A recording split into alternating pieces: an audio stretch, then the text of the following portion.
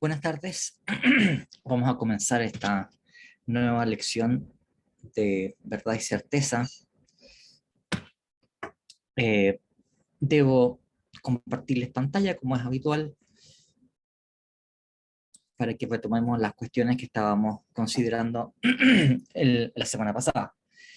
Eh, lo último que estuvimos discutiendo la última sesión tiene que ver con la introducción acerca de las diferentes teorías realistas sobre la verdad.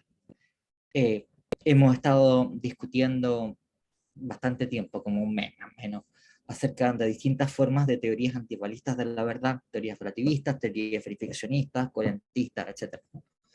Y lo que vamos a hacer ahora es estar discutiendo acerca de las grandes alternativas. Por supuesto, no vamos a estar nuevamente un mes, esto va a ser mucho más breve porque son menos teorías, pero vamos a considerar las grandes alternativas que se han propuesto a esas concepciones antirrealistas de la verdad. No hay una única teoría realista de la verdad, como ya les he indicado varias veces, pero sí hay una teoría que es la que ha resultado la teoría tradicional, la teoría más típica realista de la verdad, que es la teoría de la verdad como correspondencia o adecuación. Pero, tal como les he estado, no es la única. Ustedes se encuentran con que algunos filósofos han adoptado posiciones realistas sobre la verdad sin sostener, sin admitir que uno pueda analizar el concepto de verdad en términos más fundamentales o más básicos. Es un autor tan importante como Frege, por ejemplo, es un autor que sostiene que tiene una teoría realista de la verdad, por supuesto, y del significado, y de una concepción ontológica realista acerca de los, hasta de los números, ¿no?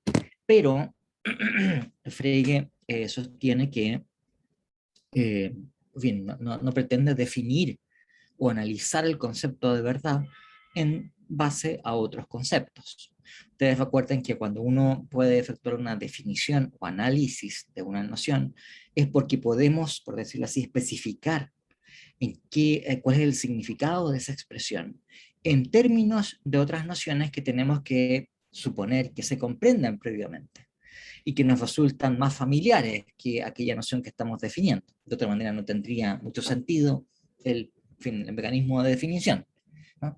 Y bueno, entonces la idea aquí para estos filósofos es que el concepto de verdad es un concepto tan fundamental, tan básico, que no hay nociones que sean más fundamentales, más básicas, más familiares, a partir de las cuales pudiésemos definirlo o caracterizarlo. Y es una posición perfectamente razonable, quiero decir, no estoy defendiéndola, pero es un tipo de posición que nos resulta extraña cuando se trata de una noción de ese carácter de importancia. Piensen ustedes que lo mismo es lo que se ha sostenido sobre el concepto de ser desde tiempos de Aristóteles. Entonces, el que esto pase con la verdad tampoco sería una cosa tan extraña, ¿no? Otra concepción de la verdad, que también es una teoría realista de la verdad, es la teoría de la verdad como identidad, en donde la verdad de una proposición consiste simplemente en la existencia de la proposición, punto. No hay proposiciones falsas, ¿verdad? Lo que hay tal vez son oraciones falsas, pero las proposiciones son los constitutivos del mundo. Y cuando una proposición es verdadera es porque es uno de esos constitutivos del mundo.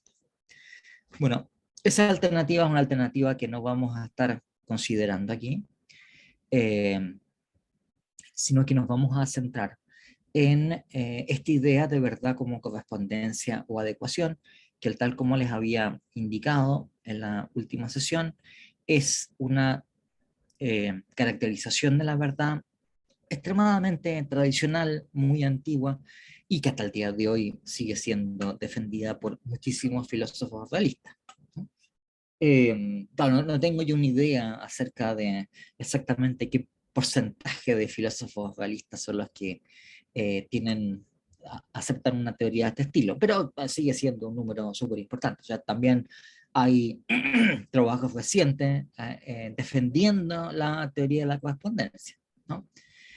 hay también muchos otros que tienen una actitud más bien como la de Frege, diciendo, mira, aunque no vayamos a definir el concepto de verdad, y no vamos a decir que la verdad es correspondencia u otra cosa, pero en sus lineamientos centrales, el que una proposición sea verdadera o falsa tiene que ver con cómo son las cosas en el mundo, punto, ¿no?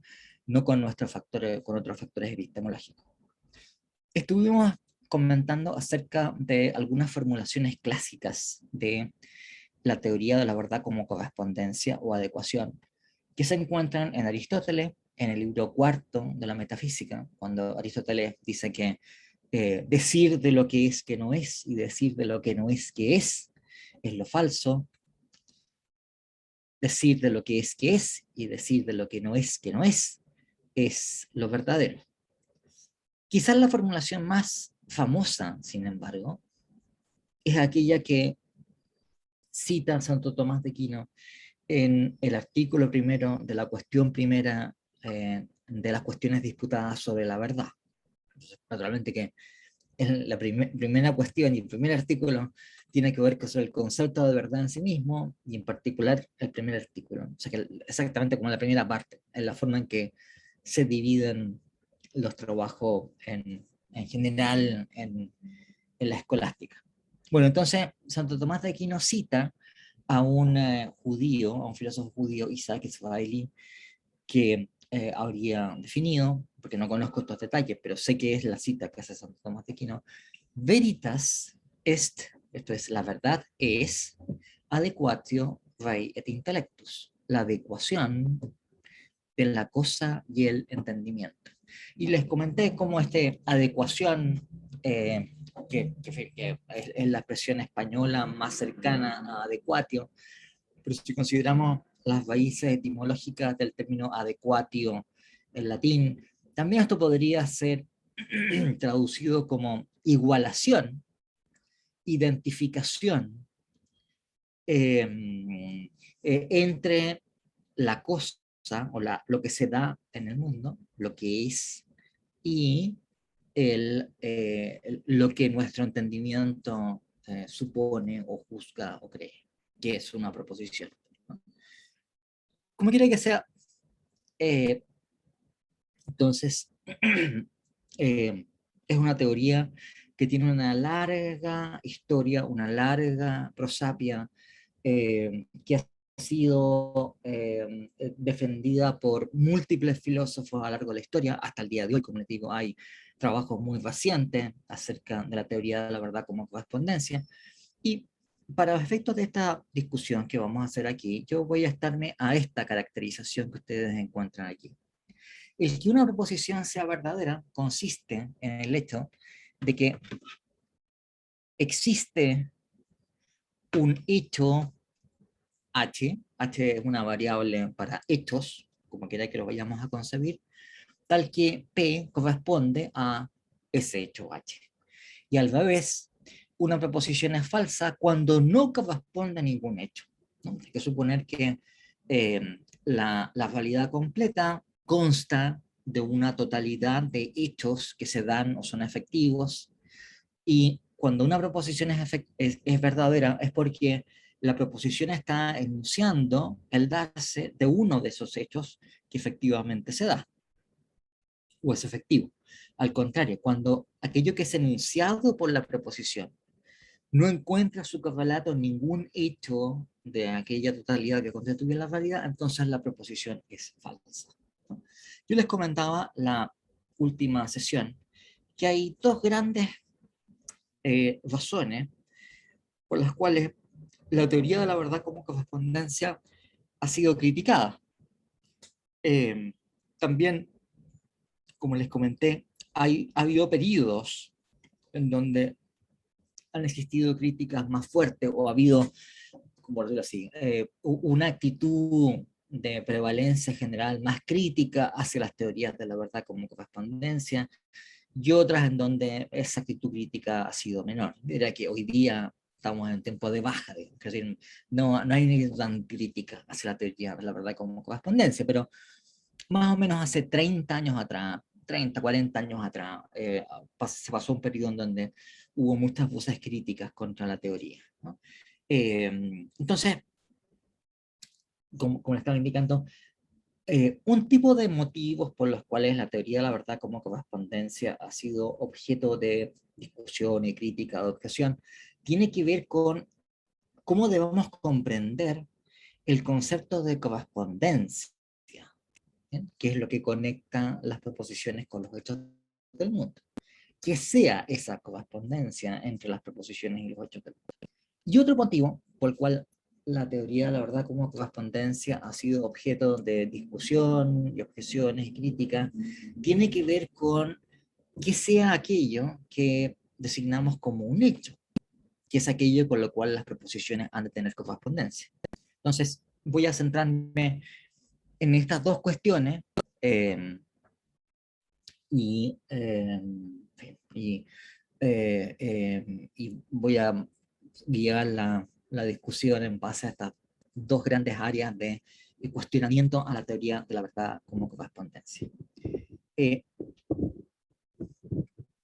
una serie de autores, bueno, especialmente años 70, años 80, décadas del 70 y el 80 del siglo pasado, formularon una crítica que va en la siguiente línea. Esto ustedes lo encuentran en Hilary Putnam. ¿Se acuerdan que hablamos de Hilary Putnam, que es uno de los autores que proponía una concepción de la verdad como verificación idealizada o aceptabilidad racional idealizada? ¿Bien?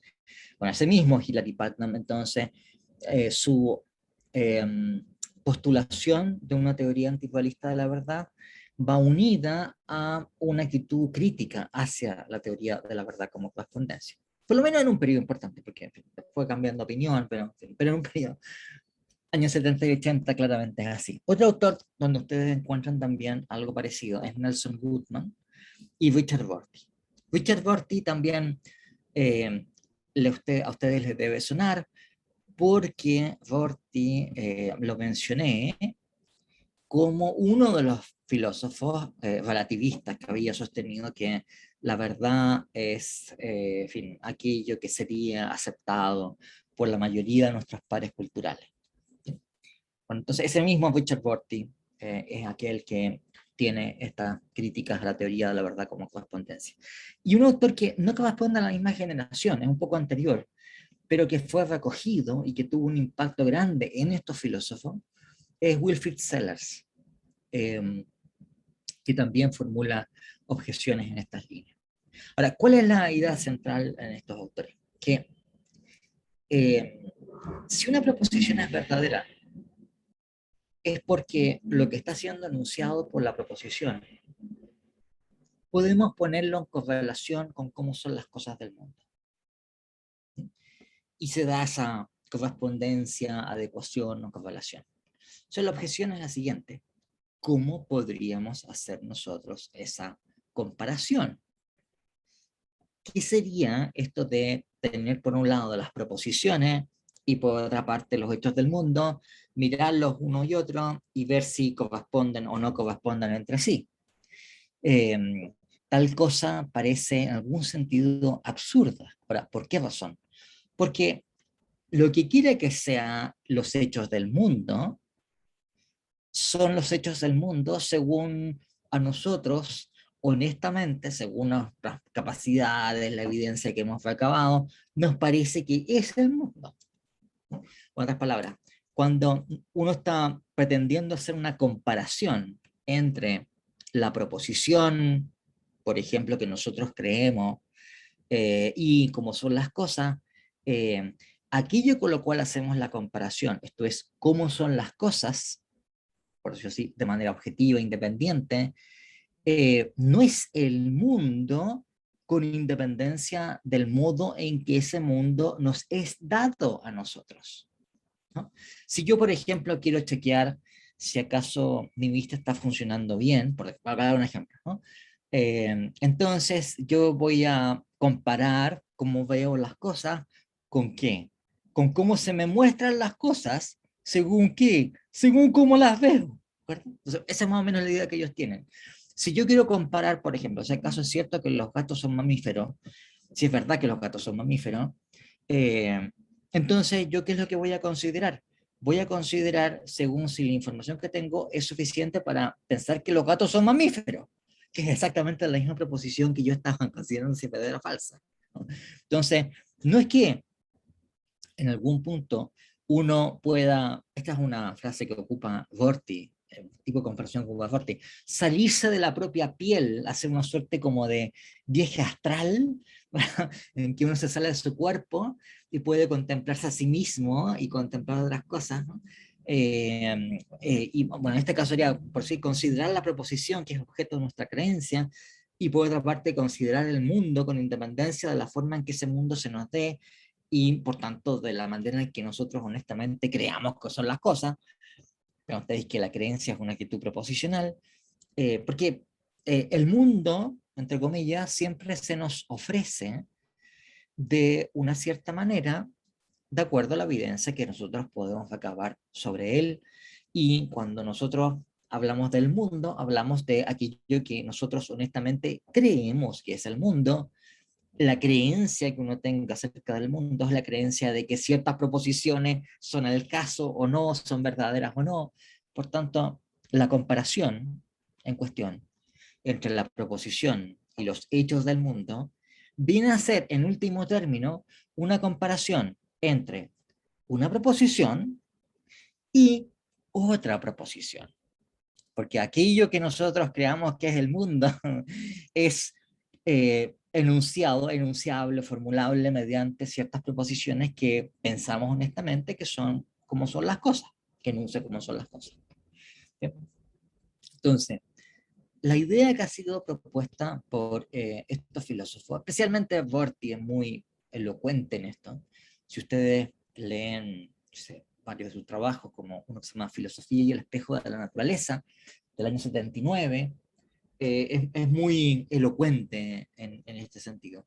De decir, mira, en realidad la teoría de la verdad como correspondencia está suponiendo de una manera poco verosímil que nosotros tenemos acceso a la realidad con independencia de nuestro acceso a la realidad. Que si yo accedo a la realidad de alguna manera, será porque tengo algunos mecanismos de justificación que pueden ser mejores o peores, y voy a creer honestamente que las cosas son de una cierta manera, y mi creencia será una creencia que será formulable como ciertas proposiciones. ¿Bien? Entonces yo voy a estar comparando una cierta proposición, la cual quiero yo constatar si acaso es verdadera o falsa, con finalmente otras proposiciones. Ahora, noten ustedes también lo que sucede aquí, que si lo que aquí tenemos en último término, y si uno debe aceptar el punto de vista defendido por estos filósofos, que no hay comparación de correspondencia entre proposiciones y mundos, sino que solamente hay comparaciones que podemos hacer de correspondencia entre proposiciones y proposiciones. La idea, entonces, que han defendido varios de estos filósofos es que, bueno, lo que resulta últimamente aquí en estos mecanismos de comparación, que si ustedes se dan cuenta, siempre son comparaciones de proposiciones con proposiciones, es que lo que estamos haciendo últimamente es considerar si vale o no cierto tipo de coherencia entre un sistema de proposiciones. Entonces, al mismo tiempo que se rechaza o se pone en cuestión la idea de verdad como correspondencia, esas razones que ponen en cuestión la idea de que la verdad pueda ser entendida como correspondencia son también razones para adoptar una concepción coherentista de la justificación y de la verdad. Vuelvo a repetir el razonamiento porque mi experiencia otros años es que esto suele generar problemas para entender. Así que también les pido que formulen preguntas con toda confianza, si hay cosas que quieren que repita. Hago ahora una recapitulación general de la idea. Eh, si la verdad es correspondencia de una proposición con un hecho del mundo, es porque cuando uno llega a enterarse que una proposición es verdadera, es porque podemos comparar la proposición de que se trate con los hechos del mundo, para darnos cuenta si acaso la proposición corresponde o no a alguno de esos hechos, a lo menos a uno. ¿Bien? Si es así, la proposición es verdadera, de otra manera es falsa. el problema que plantean ellos es que nosotros, para poder llegar a darnos cuenta de cómo son los hechos del mundo, tenemos que hacerlo de acuerdo a la manera en que nosotros podemos acceder a los hechos del mundo. ¿De qué otra manera podría ser? ¿No? Cuando uno accede epistemológicamente a saber o tener relativamente bien justificada acerca de cómo son los hechos del mundo, uno lo hace porque uno llega a creer justificadamente que las cosas son tal como cierta proposición dice que son. Cuando nosotros tenemos alguna creencia de algo, acerca del mundo, lo que sea, es porque nosotros pensamos, llegamos a pensar que cierta proposición enuncia cómo son las cosas. Entonces, la idea sería, no se da nunca una situación en donde uno puede efectuar una comparación entre una proposición y los hechos del mundo con independencia de la manera en que nosotros accedemos a esos hechos. Los hechos del mundo a los cuales nosotros podemos acceder son hechos que nosotros formulamos proposicionalmente, que son el objeto de nuestras actitudes de creencia. Por tanto, la comparación supuesta que pareciera implicar o sugerir la teoría de la verdad como correspondencia entre proposiciones y hechos del mundo, viene a ser, en último término, cuando lo miramos con atención, una comparación de proposiciones con proposiciones, que es exactamente lo que sucede en una categoría coherentista de la verdad. Bueno, sabes que la teoría coherentista de la verdad de una proposición no tiene que ver con, por decirlo así, cierta confrontación de la proposición con otras cosas que no sean proposicionales, sino que tiene que ver con conexiones sistemáticas de un sistema de proposiciones que están ligadas entre sí por vínculos inferenciales. Por tanto, estos filósofos lo que han sostenido es que, dado que nosotros no podemos constatar cómo es la validad sin tener que constatarlo de alguna manera mediante nuestros mecanismos de acceso, cualquier comparación que uno supuestamente esté haciendo de una proposición con los hechos del mundo es simplemente una puesta en correlación de una proposición con otras proposiciones con las cuales va a conformar un sistema. ¿Qué es exactamente lo que sostienen los coherentistas? Vicente Miranda dice, si no hay un hecho en el mundo comparable con P, entonces P es falsa. Sí, efectivamente, eso es lo que sostienen. Y voy a volver sobre ese punto, porque precisamente el caso de la falsedad es un caso que permite entender bastante mejor lo que sucede con la teoría de la verdad como correspondencia. Sé que tu pregunta, Vicente, es muy pertinente por esto, ¿no? Eh, bueno, eh, deben ustedes añadir además que eh, ha habido bastantes filósofos que han sostenido que lo que nosotros denominamos hechos ordinariamente son proposiciones verdaderas. Un autor que ha sostenido esto de manera bien explícita es Frege. ¿Okay? Entonces, claro, para un filósofo como Frege, ustedes, si un hecho es una proposición verdadera, ¿qué puede significar? Que la verdad de una proposición consiste en que corresponde con un hecho. Ven ustedes lo que, o sea, si realmente debemos comprender los hechos como proposiciones verdaderas, entonces lo que vendría a decir la teoría de la verdad como correspondencia es que el que una proposición sea verdadera consiste en que corresponde con una proposición verdadera. Una, un requisito formal mínimo que debe satisfacer una definición adecuada es que el término que está siendo definido, lo que se denomina en latín, se coloca como definiendum, lo que se va a definir, no puede aparecer en la definición o en el término que efectúa la definición, que se llama el definiens. ¿Okay? Bueno, en este caso lo que estaríamos diciendo es P es verdadera si solo si hay un hecho H tal que P corresponde a H, a ese hecho. Si los hechos son proposiciones verdaderas, entonces lo que estaríamos diciendo es que P es verdadera si solo si, y esta sería la definición del análisis de qué es lo que es la verdad, hay una proposición verdadera a la que P corresponde.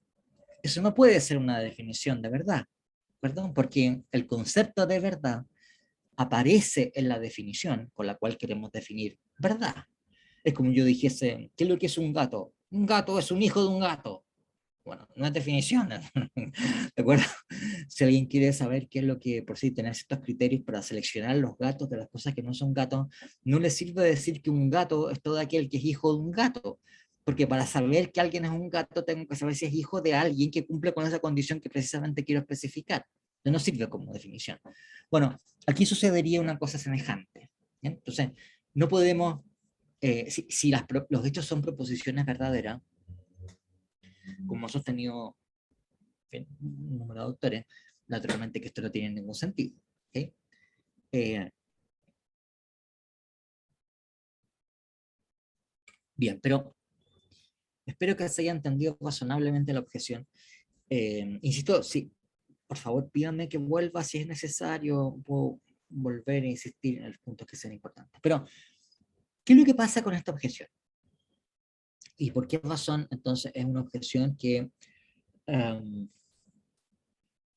que no sé si les haya resultado muy convincente? Ahora, lo que es importante es que para muchos filósofos esto fue muy convincente. Este tipo de ideas que les estoy planteando fue absolutamente convincente para, en fin, para buena parte de una generación de filósofos, ¿no?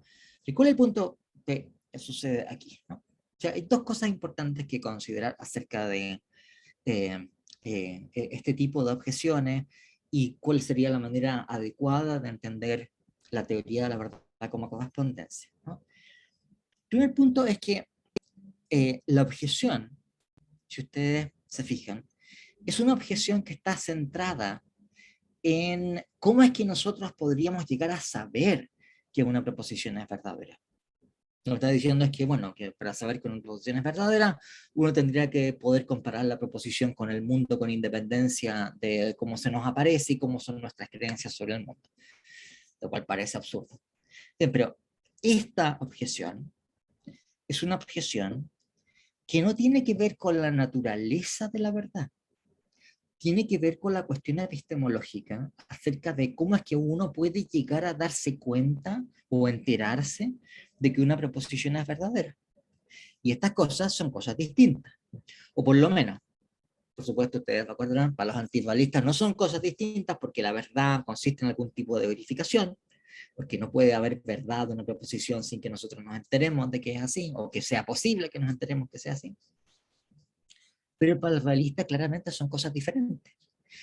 Aquel hecho en que consista que una proposición es verdadera es algo independiente de cuál sea la manera mediante la cual uno puede llegar a enterarse de que la proposición por sí misma es verdadera o falsa. Lo segundo es un problema epistemológico. Lo primero es el problema, si ustedes quieren, acerca de la naturaleza de la verdad en sí misma, no de la, por decirlo así, de la manera en que nosotros vamos a acceder o cuáles sean los criterios, marcas, recetas, metodología que puede permitirnos a nosotros llegar a saber que una proposición es verdadera. Entonces, ese es un primer punto, ¿no? Que la objeción, como les digo, es una objeción que está centrada en un problema epistemológico, no en un problema que afecte a la naturaleza de la verdad en sí misma.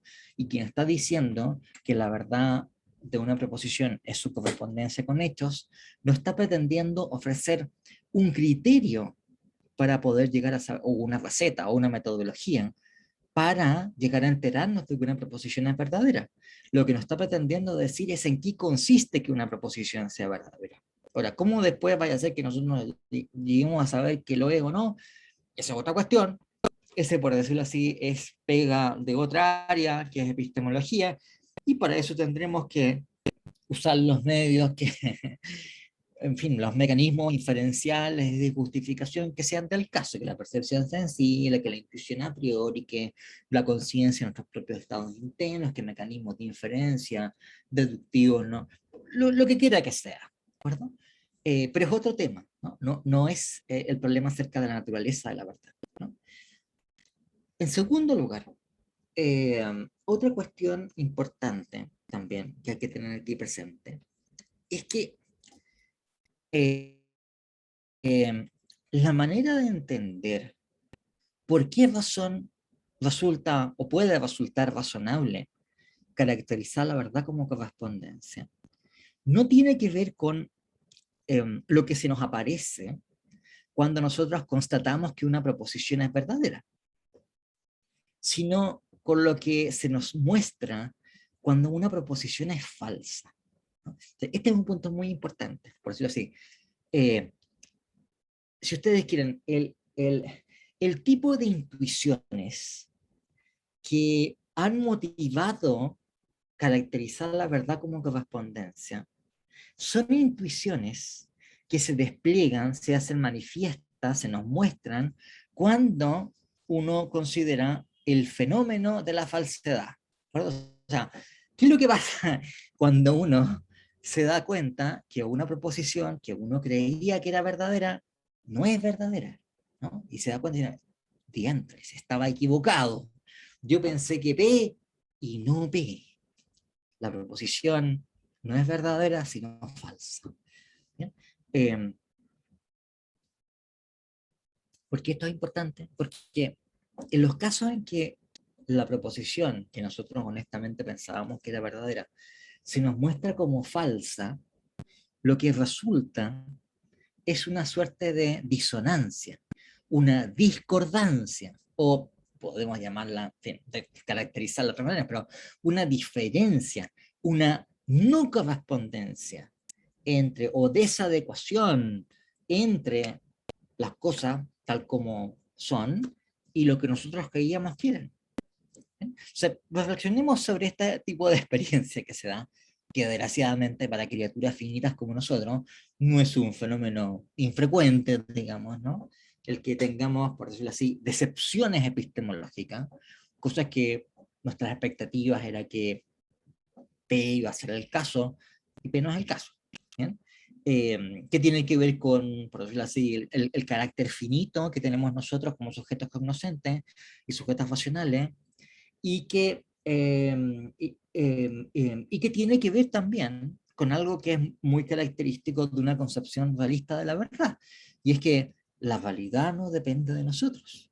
La validad es independiente de nosotros, de nuestros gustos, nuestras preferencias, lo que nosotros creíamos o quisiéramos que fuese el caso.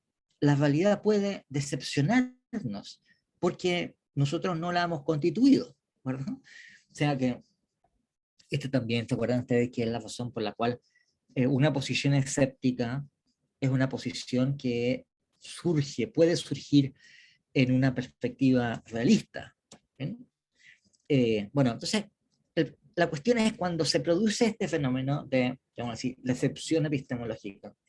Yo pensaba que, qué sé yo, que lo que veo en el tejado es un gato y en realidad es un, o sea, digamos, un trapo de color gris dejado ahí encima.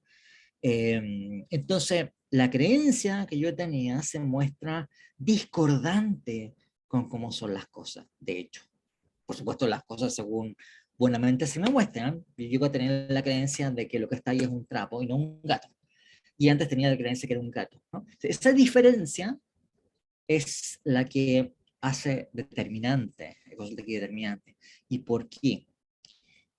Vuelvo a repetirle algo también que ha sido una idea que yo les puse a comienzo del semestre y que les comenté que era importante y que había que tenerla en mente porque es algo que tiene relevancia sistemática. Que lo que vale para la falsedad vale para la verdad y viceversa. Si uno concibe la verdad de una cierta manera, uno debe también concebir la falsedad de una cierta manera. Ahora, ¿qué es lo que sucede aquí?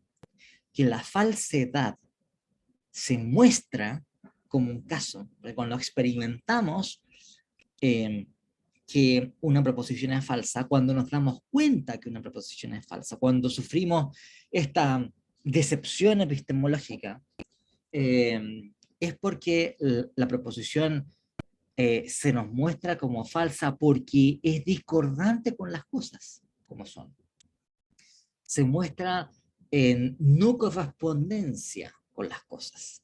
Ahora, si es así, entonces la verdad es correspondencia.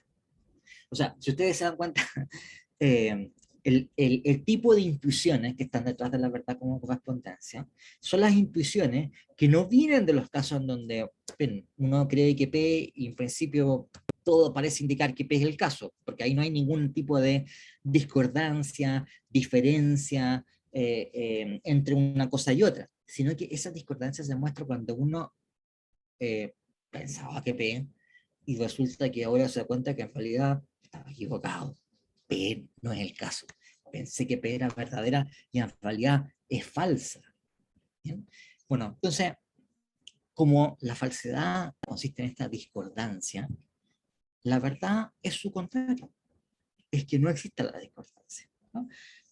Ustedes pueden ver aquí que tengo yo esta argumentación que les he indicado de manera más o menos intuitiva, formalizada, ¿no? Entonces, si la verdad es, como ustedes recordarán aquí, a ver, déjenme ver acá, es correspondencia con algún hecho, es decir, es que exista un hecho H tal que P corresponde con ese hecho. La falsedad habrá de ser su negación, que no existe un hecho tal que P corresponde a ese hecho, ¿no? Entonces partimos nuevamente con esa suposición. P es falsa si solo si no existe un hecho tal que P corresponda a un hecho. Esto es equivalente en lógica cuantificacional, en fin, lógica primer orden, pero a que existe un hecho, perdón, no existe, a que para todo hecho vale que P no corresponde a ese hecho, o en otras palabras, con que P no corresponde a ningún hecho. Eh, o todo hecho es tal que P no corresponde a él. Es también una formulación equivalente. Esto también puede ser formulado de una manera sinónima, como diciendo P es falsa si solo si para todo hecho H, P está en contraste con H. Eso quiero decir como la negación de estar en correspondencia con, de estar en no correspondencia con.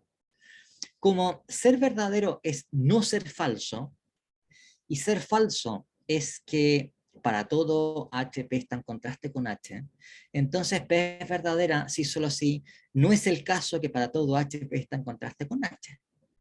¿Se dan cuenta? Entonces, la idea es, si la falsedad consiste en esta discordancia de la proposición y los hechos del mundo, y eso es algo que nos consta siempre que, en fin, hemos estado equivocados y no hemos dado cuenta que estamos equivocados, cosa que, como digo, más de alguna vez tiene que haberle pasado a ustedes, ¿no? O sea, una de esas no, o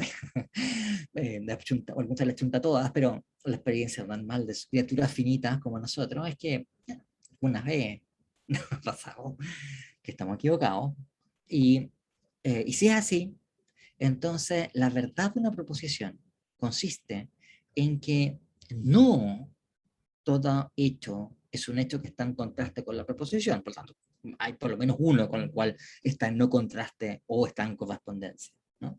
Entonces ustedes se pueden dar cuenta cómo la idea de que la verdad de una proposición consiste en su correspondencia con hechos es una concepción de la verdad que se encuentra motivada en nuestras experiencias ordinarias acerca de la decepción epistemológica, el error, el fracaso epistemológico, ¿no? La equivocación, el tener por verdadero algo que no lo era, ¿no? Etcétera. Bien, no sé si tienen alguna pregunta en particular sobre esto. O sea, claro, si uno compara, o si uno considera, intenta visualizar la teoría de la verdad como correspondencia, de la manera en que lo han planteado estos autores, como diciendo, tengo la proposición, tengo los hechos del mundo, tengo que compararlo, eso parece bastante ridículo y algo que no se podría hacer, ¿no? Pero claro, la razón por la cual uno caracteriza la verdad como correspondencia no tiene que ver con eso, con que cuando uno llega a darse cuenta que una proposición es verdadera es porque la comparo con algo, sino que tiene que ver con que la experiencia que tenemos cuando una proposición nos damos cuenta que es falsa y pensábamos erróneamente que era verdadera, es que la proposición es discordante con los hechos. Por eso es que la proposición es verdadera cuando no es discordante con los hechos. O en otras palabras, cuando corresponde con los hechos. Ok. Entonces, bueno, Este es un tipo de cuestionamiento que se ha planteado a la teoría de la verdad como correspondencia. Y como ustedes pueden ver, tiene que ver con qué es lo que debamos entender por esta correspondencia, ¿no? Cómo debe ser concebida semejante correspondencia, ¿no? Pero hay otro tipo de cuestionamiento que han sido dirigidos contra la teoría de la verdad como correspondencia, que es lo que vamos a estar discutiendo ahora. O sea, la idea es la siguiente, ¿no? Eh, si la verdad de una proposición consiste en el hecho de que esa proposición corresponde con un hecho, toda proposición verdadera debe corresponder a algún hecho. ¿Bien? El problema ahora entonces es el siguiente. Eh, ¿Qué pasa cuando estamos en presencia de proposiciones negativas? Le coloco un ejemplo elemental, ¿no? Si yo tengo la proposición mi Sifusa es un gato, bueno, en principio diría el hecho al que corresponde la proposición, bueno, el hecho de que mi Sifus tiene las propiedades, la característica, el conjunto de condiciones que biológicamente determina que sea un organismo animal del tipo Felix domesticus, un gato. Ya, okay. Lo que quiera que sea. Bien, ese es el hecho al cual corresponde a la proposición. ¿Qué es lo que sucede, sin embargo, cuando la proposición de la cual estamos considerando es una proposición que está negando que existan entidades de cierto tipo? Por ejemplo, eh, según todo lo que sabemos, no hay orcos. ¿Ya? Los orcos son criaturas de ficción que aparecen encima de los anillos y en novelas y qué sé yo. No hay orcos, ¿de acuerdo? Según todo lo que sabemos, la proposición no hay orcos es verdadera.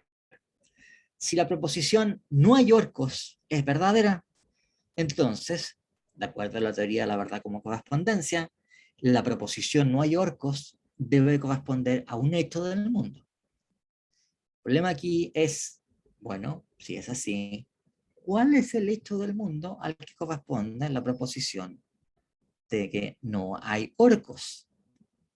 ¿Qué hecho del mundo es aquel de que no haya orcos? Por supuesto, no puede consistir en que el mundo contenga algún tipo de orco, porque no es tampoco un orco fantasmagórico, o no sé, digamos, ¿no? Un montón de orcos inexistentes. O sea, si realmente no hay orcos, que no hay orcos, ¿de acuerdo? El mundo no contiene ningún orco. Y por eso la proposición es verdadera. Pero si es así, no hay ningún hecho en el mundo de que no haya orcos, ¿verdad? No hay hechos negativos. Los hechos del mundo, con los cuales, por así compararemos las proposiciones, son como son las cosas, positivamente, qué propiedades tienen las cosas. Pero claro, para que no haya orcos, es que no hay tal cosa, no hay ninguna entidad que sea un orco, digamos, ¿no? O, para colocarlo de manera absurda, no puede ser el hecho en cuestión el que los orcos tengan la propiedad de ser inexistentes, ¿de acuerdo? Así como que hay orcos y esos orcos son inexistentes, ¿no? Como así como quien dijese, no, tengo ovejas blancas y negras. No, dijo, no puede darse tal cosa de que existan orcos que tengan la propiedad de no existir. No hay tampoco, en fin, tal cosa sería contradictorio. Entonces, el problema surge con qué es lo que debemos suponer para el caso de preposiciones negativas. Si esas preposiciones negativas que están diciendo que no existen ciertas entidades son verdaderas porque corresponden con un hecho, tenemos que postular en el mundo algo que sea un hecho negativo. Y el problema es que resulta un poco extravagante suponer que el mundo está habitado por hechos negativos, ¿no?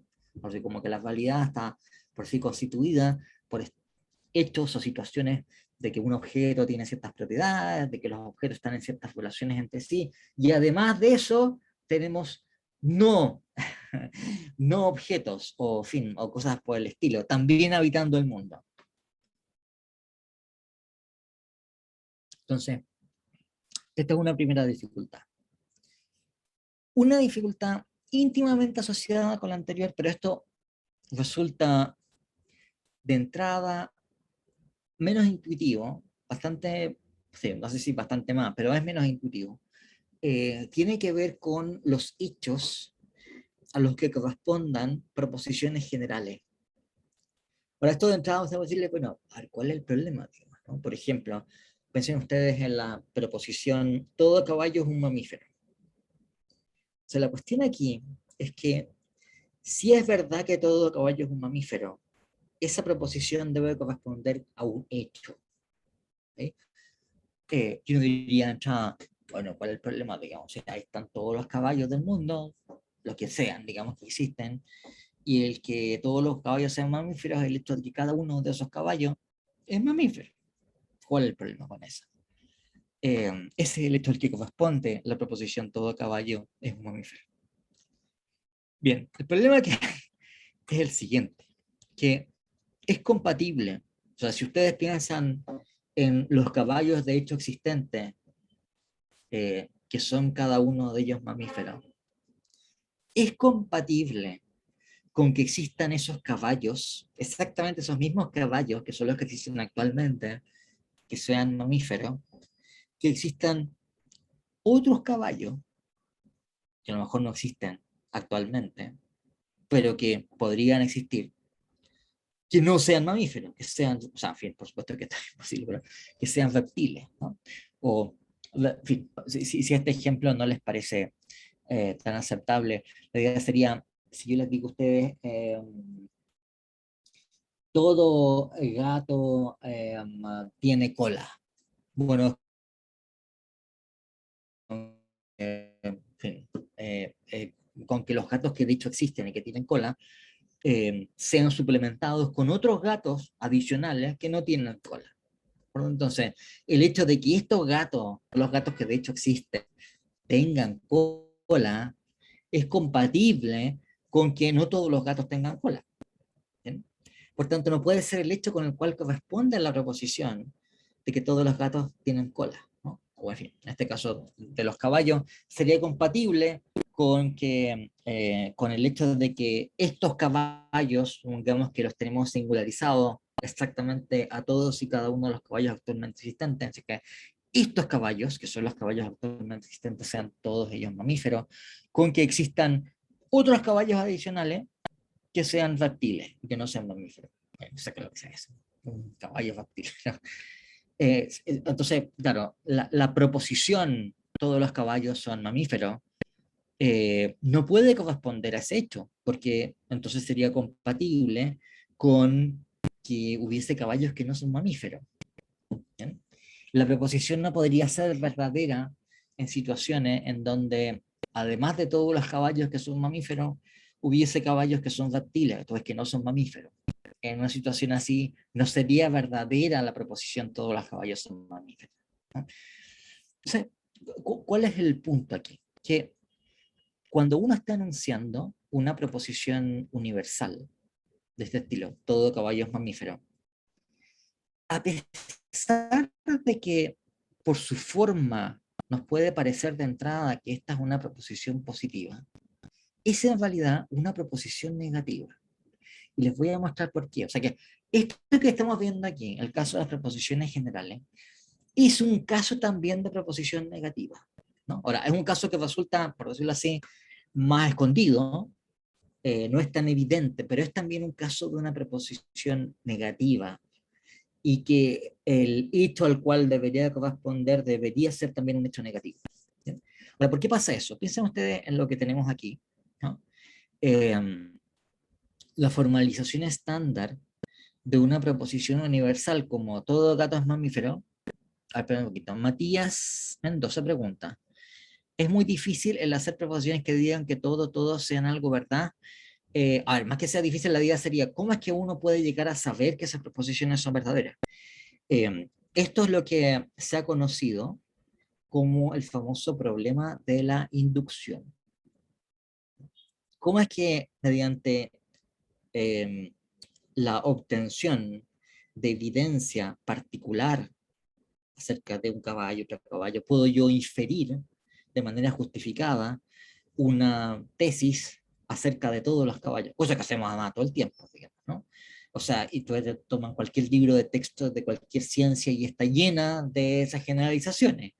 Y la evidencia que se ha recabado para justificar todas esas generalizaciones siempre es evidencia finita, que está limitado a un cierto grupo de casos particulares que se proyectan hacia la totalidad.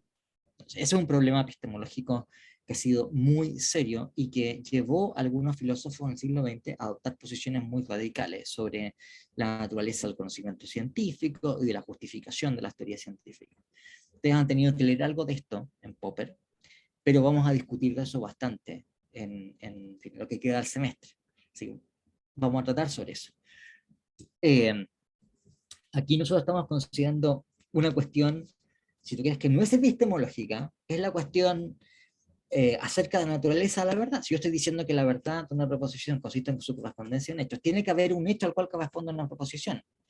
Entonces, la cuestión es, ok, ¿qué pasa cuando tenemos una proposición negativa, como no hay orcos? O, que es lo que estaba explicando, ¿qué pasa cuando tengo una proposición como todo el caballo es un mamífero? Ahora, esta proposición es expresada, por decir, cuando queremos especificar sus condiciones de verdad de una manera lógicamente más precisa. La manera en que es tratada una proposición de ese estilo, esto es la forma estándar en que se trata cualquier proposición del tipo todos los hombres son mortales, todos los chilenos son sudamericanos, todos los caballos son mamíferos, en fin, lo que sea, ¿verdad? Todo es SP. Es que lo que se está diciendo cuando se dice todo caballo es un mamífero, es que para todo X, si X es un caballo, entonces X es un mamífero. Es un condicional cuantificado universalmente. Lo que estamos diciendo es que vale para cualquier objeto, sin ninguna excepción. El siguiente condicional, que si es un caballo, entonces es mamífero. Ahora ustedes que esto es compatible con mejor no hay ningún caballo, pero no importa, porque si algo es caballo, entonces tiene que ser mamífero. Ahora, si no es caballo, bueno, no importa, ¿no? El condicional, esta es implicación material, ¿eh? ¿Se acuerdan las explicaciones que yo les di sobre el condicional contrafáctico? Bueno, no olviden aquí, esta es implicación material, ¿no? La implicación material es equivalente, lógicamente, a que no puede ser que sea verdadero el antecedente y sea falso el consecuente. En otras palabras, podemos nosotros, es equivalente, lógicamente, a decir que para todo X, si X es un caballo, entonces X es un mamífero, a decir que para todo X, que es lo que tenemos aquí, en este enunciado, no es el caso que X es un caballo y X no es un mamífero. ¿Bien? Entonces, estamos diciendo que vale para todos los objetos del dominio, que no sucede para ninguno de esos objetos que sea al mismo tiempo caballo y no sea mamífero. ¿Okay? Lo que es lo mismo, lógicamente, que decir que no existe ningún objeto del dominio que cumpla con la condición de ser caballo y no sea mamífero. Y este es el contenido de lo que estamos anunciando cuando decimos que todo caballo es un mamífero. Ahora, noten ustedes como esto que se encuentra aquí es expresamente una proposición de carácter negativo. Lo que estamos diciendo es que no hay nada que cumpla con la siguiente condición, a saber, ser caballo y no ser mamífero. Y esto es equivalente a decir que todo caballo es mamífero, ¿no? Entonces, ¿por qué les coloco esto? Porque entonces eh, el contenido de lo que estamos enunciando, cuando anunciamos que todo es caballo es mamífero, ¿no? Es en realidad una suerte de veto o prohibición, por decirlo así, dirigido a la validad. La validad no contiene nada que sea caballo y no sea mamífero. Ahora, como sucede eso, que nada haya en la validad que sea caballo y que no sea mamífero, entonces sucede que todo caballo es mamífero. Insisto, esto es compatible con que no haya caballo. Bueno, o sea, por supuesto, no viola esta prohibición un mundo que no contiene caballo. La única manera en que un mundo podría violar esta prohibición es si contuviese a lo menos un caballo y que no fuese mamífero, como si fuese un reptil, por ejemplo, o un caballo que fuese una bacteria, es decir, cualquier cosa. eh, entonces, lo que me está diciendo cuando estamos anunciando que todo caballo es mamífero es que nada es tal que, uno, es caballo, y dos, no es mamífero. ¿Ok? Bueno, ya eso es una proposición negativa. Pero nuevamente, como ustedes se pueden dar cuenta, la cuestión aquí es que el hecho al que debería corresponder la proposición todo caballo es mamífero debería ser un hecho negativo, el hecho de que la realidad no contiene ninguna entidad de ciertas características, ¿de acuerdo? Lo cual es nuevamente un problema semejante al problema que uno tiene si uno dice cuál es el hecho al que corresponde la proposición no hay orcos. No es un fantasma de orco, no, es, no hay tal hecho, ¿verdad? Entonces, estos son casos que parecen entonces conducir a una dificultad a la teoría de la verdad como correspondencia, porque si uno va a aceptar de manera generalizada esta idea de que toda proposición corresponde a un hecho, deberíamos entonces suponer de que hay hechos negativos en el mundo.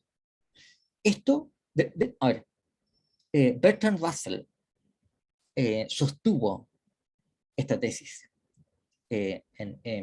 en fin, unas famosas conferencias que él dio en Harvard en 1918 y que quedaron todos escandalizados. Digamos. O sea, es famosa la historia de la filosofía esta cuestión porque la gente dice, pues usted está loco, digamos, ¿cómo que hay hechos negativos? ¿Cuál hecho negativo, viejo? ¿Qué pasa si te tiro una piedra negativa? Viejo, estáis locos, digamos. O sea, claro, obviamente que no hay hechos negativos, digamos. Eh, pero bueno, pero si, la idea de que la verdad es correspondencia con esto condujo a Russell a sostener tal cosa y era naturalmente una situación problemática. Entonces, lo que ha sido discutido aquí es, bueno, ¿qué pasa aquí?